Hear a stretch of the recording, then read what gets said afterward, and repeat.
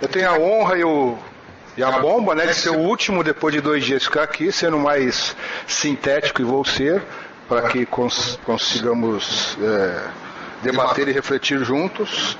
Agradecer meu irmão, meu amigo João, também João, que eu conheço há muito tempo, ele é um pouquinho mais novo que eu, era um moleque, né? Que andava de pé vermelho lá no Pontal, corria. Depois sumiu, quando ele reapareceu um pouquinho maior, mas mais poderoso. A barba crescendo.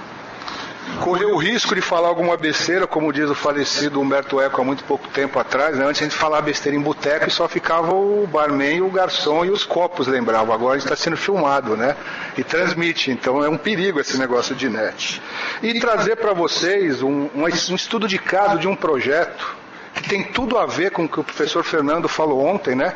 Com esse departamento e com tudo o que foi dito aqui por todos, das tragédias e das contradições que nós vivemos no Brasil há décadas. Então eu tenho o privilégio e um pouco de peso, eu e mais uma equipe gigantesca, que parte está aqui, a outra está lá no campo agora, junto com movimentos sociais que também compõem essa equipe, de estar manejando, gestando um processo que acho que é um privilégio, eu queria reforçar isso, de traduzir tudo isso que está acontecendo. Meados de 2005, 2009, os movimentos sociais no extremo sul da Bahia, movimentos no plural, ousaram contrapor um agronegócio mais rentável no Brasil hoje, que é o de florestas, produção de celulose, que tem uma tecnologia sofisticadíssima, que tem no extremo sul da Bahia a sua área mais extensa, mais produtiva e a mais produtiva do mundo. O eucalipto, a celulose brasileira é a mais rentável, a de melhor qualidade, a que flui pelo mundo inteiro. Vai para os lenços chineses, os absorventes higiênicos por todo o mundo, onde quase 90% da celulose é usada para fazer papel higiênico. Papel para higienes, né? E pouco usado para a produção de livros, por exemplo. Opa, perdão.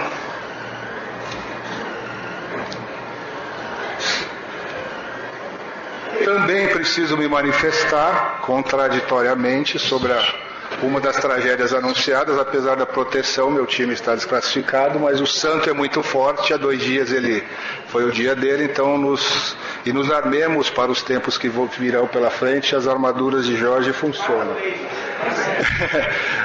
Trago para vocês uma logomarca que tem uma história, um processo de construção coletiva e uma ousadia, né? Assentamentos agroecológicos. Se cada um aqui for tentar definir o que é um assentamento, ou o que deveria ser, e o que é um assentamento agroecológico, o que é agroecologia, nem em um mês, cada um tivesse 5 minutos, nós estaremos aqui com um consenso. Isso é muito bom, não é para ter consenso. É para todo mundo estar olhando na mesma direção e procurando os mesmos objetivos. O consenso nessa discussão não é, como diz o Ademir ontem e hoje, né? Não é o mais importante. O importante é caminhar junto, ir para o mesmo lugar, né? 2 linhas retas no horizonte se unem. Somos partes e fazemos parte de uma estrutura aqui dentro do coração do dragão do agronegócio, que tem a ousadia de estar lançando um curso de especialização com um público e uma lógica bem focada, dentro de um programa de pesquisa direcionado para a agricultura familiar e assentamentos rurais. E aí, trazer o extremo sul para vocês como uma realidade. O extremo sul, para quem não consegue se referendar, é onde talvez parte de vocês mais jovens que iam um pouco, foram fazer viagens de formatura, quase entrar em coma lá na Ilha dos Aquários. É Porto Seguro, Trancoso, é ali o extremo sul da Bahia, onde o Cabral chegou. Que descobriu não, que ele invadiu, né? A invasão foi portuguesa há muito tempo, tinha uma infinidade de comunidades indígenas lá, então é onde começou o Brasil. E é onde se configura, por isso que eu ouso falar que esse projeto é um bom estudo de caso, um dos conflitos mais bem estudados e didáticos que tem, não é só no Brasil, é no mundo, sobre o uso e ocupação do solo, o fomento do governo para que isso ocorre, que é no caso o setor florestal, e no que isso implica. Esse é um mapa muito interessante que a gente podia fazer para a cana, para a soja. Ele é de 2005, mas está atualizadíssimo, onde o próprio setor florestal contratou, por meio do Ministério do Meio Ambiente, na época, nosso digníssimo guru era diretor no MMA, para discutir esses impactos que eles achavam que poderiam ser progressistas. Até em certo ponto estão sendo. Mas reparem a seta vermelha lá é o extremo sul da Bahia. Está vendo a cor aqui na legenda? Conflitos do presente, do passado e do futuro.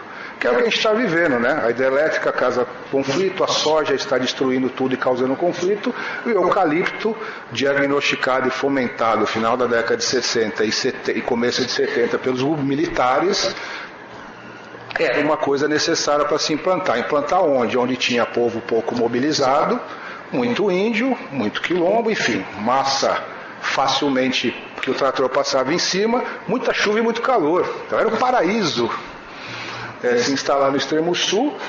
Não por acaso o Departamento de Ciências Florestais e o próprio IPEF foi criado para assessorar o setor florestal. Para os engenheiros florestais aqui, a biblioteca que a gente usa tem a ver com essa história. O IPEF foi criado para assessorar porque o eucalipto morria lá, porque não se tinha tecnologia.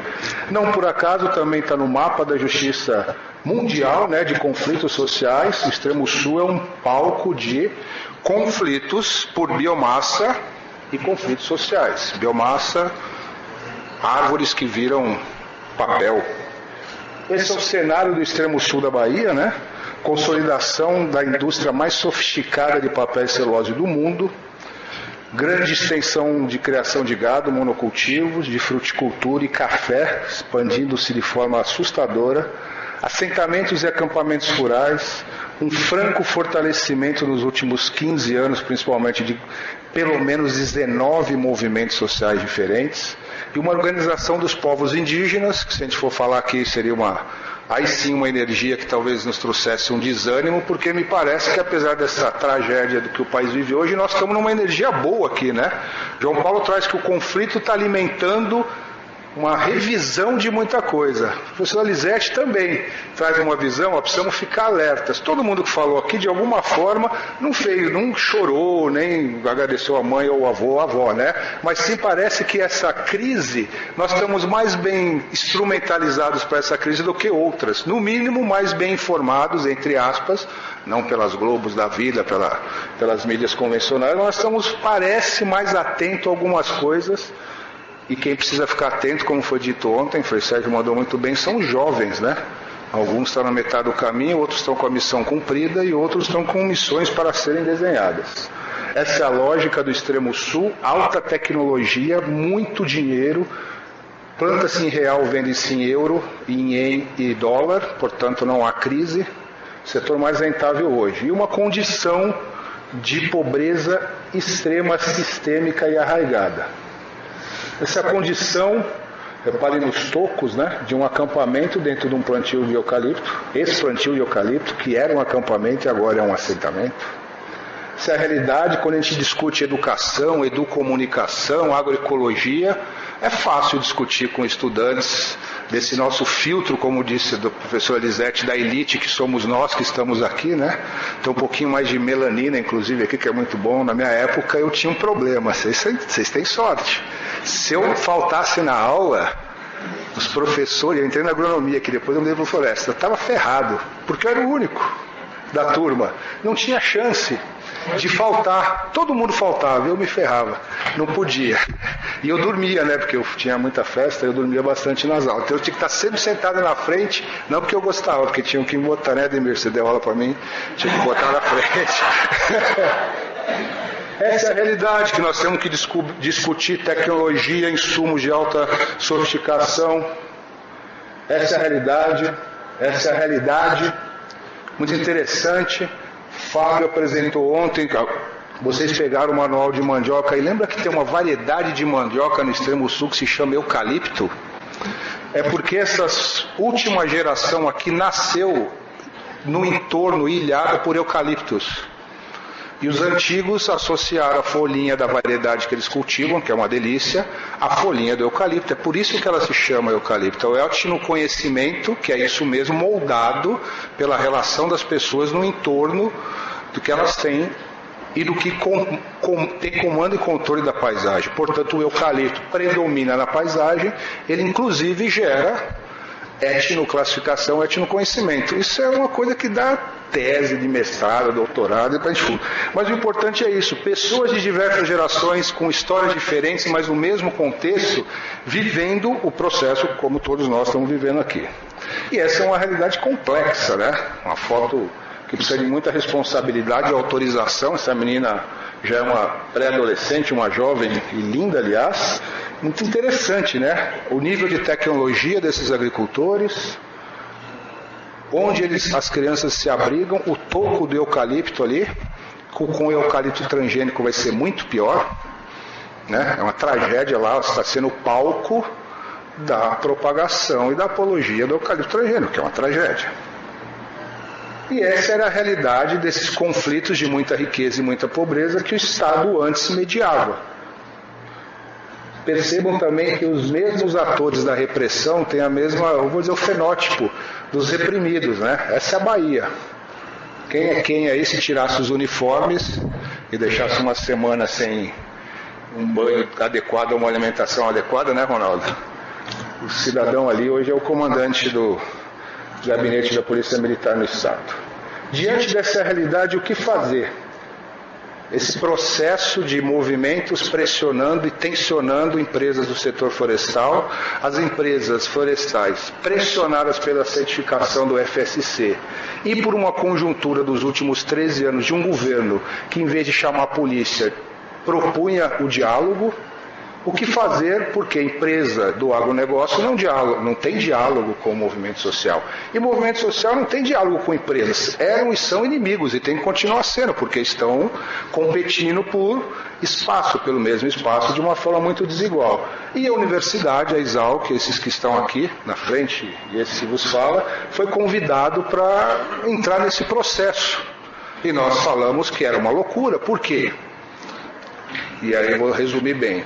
Quando fomos consultar os atores da paisagem para ver se a gente achava algum auxílio, pelo menos espiritual, para saber o que fazer, a resposta das universidades locais, das ONGs locais e do governo local foi um projeto de conjunto entre empresa, movimento social e universidade. Isso é mentira, porque a empresa não faz isso. A empresa chama a polícia e copia todo mundo. 2, nós não sabemos fazer isso. Não temos capacidade de trabalhar com esse diálogo. E 3, não temos capacidade de pessoas. Não temos quadros capazes de dialogar com empresas e discutir desenvolvimento. E aí nós nos deparamos com a necessidade de unir forças, né? Pensar que podíamos continuar disputando, pensando imobilizados, nos alimentamos na base, na ciência, na cultura, na política, e resolvemos que haviam caminhos passíveis de ser seguidos. Nunca deixamos de fugir, e esse é o que nos guia, uma leitura, como João Paulo já disse, de onde estão enquadrados esses agricultores, essas comunidades, nesse contexto, né? Numa disputa do capitalismo, da lógica empresarial e do agroecossistema no meio disso. Onde é que se enquadra um agricultor familiar, um campesino, um sem terra, um com terra? Há uma disputa clara que disputa políticas públicas. O João Paulo disse muito bem, esse quadro, né, de 2008, mostra muito bem isso. Por que tem 200 bilhões, aonde estão os 30 bilhões, aonde tem menos de 1 bilhão, e o porquê, não é por acaso. E aí essa sociedade assume que os assentamentos rurais e a agricultura familiar são uma resposta para diminuir a exclusão social, talvez servir como uma resposta de produção, de reprodução social, de dignidade, e isso implica a terra, como já foi dito aqui, e implica desenvolvimento, não só a terra. Fazer o que com a terra que as empresas florestais, por pressão da sociedade, disse, tudo bem, eu não chamo a polícia, eu abro mão de 30 mil hectares para que se tornem assentamentos rurais, mas eu gostaria de ver e ajudo, porque tem passivos, para que elas se tornem produtivas. E questiona o movimento social, né? De uma disputa lá do Rio Grande do Sul, onde o falecido patriarca da empresa disse: vamos ver se o assentamento a gente consegue ajudar a ser alguma coisa que vale a pena.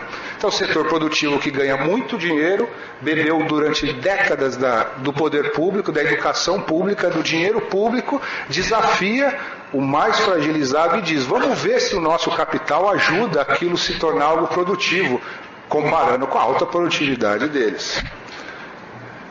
Estamos lá num horizonte de 30 mil hectares, hoje 25, estão entrando mais 5, com aproximadamente, 1.500 famílias. Alguém já pensou aqui em fazer agroecologia em grande escala? É fácil fazer um experimentinho, uma hortinha, né? Um safezinho dentro do nosso campus, no nosso quintal, uma caixinha. Alguém já pensou em operar agroecologia em grande escala? 1.500 famílias são quase 7 mil pessoas, dispersas, com históricos de vida, de existência, com crenças diferentes, mas todos na mesma situação. Alguém já imaginou? Como é que a gente faz extensão rural, professor Ademir? Em grande escala. Como é que a gente multiplica? O índice do INCRA é 1/100, né? Um técnico para 100. Para a extensão convencional até cá. Como é que a gente pratica agroecologia em grande escala? Como é que a gente produz insumo em grande escala? Como é que a gente constrói soluções conjuntas, saindo desse ambiente confortável aqui, e indo lá para o chão, dentro do acampamento, com a nossa soberba, com nossos anos e anos de acúmulo de conhecimento, e não é só o Paulo Fernando, eu estou atrás ali, tem uma madeira ali, né? Com pessoas que foram historicamente, nunca viram pessoas como nós, só viram oficial de justiça e polícia e opressão, ou capataz e patrão. Esses cidadãos aí são fruto da diáspora do cacau, eu diria, entre aspas, cadê o Paulo Lopes, que são escravos do café, porque agora já estão se preparando para a colheita do café, que é a fonte de renda, então eles saem e vão colher café. Hoje o café e o eucalipto na região é pulverizado sistematicamente, por causa do monocultivo e do desequilíbrio, com vários inseticidas e cidas, por causa de um ataque de uma lagarta. Vocês imaginaram pulverização de eucalipto com 20 metros de altura? Essas pessoas, além de estarem morando do lado dos plantios de eucalipto, vivem e colhem café e nas bordas do eucalipto, e estão sofrendo e tendo que tomar banho de herbicidas e cidas e dipel, etc. E não tem nada a ver com esse negócio, muito pelo contrário, né? São vítimas desse negócio.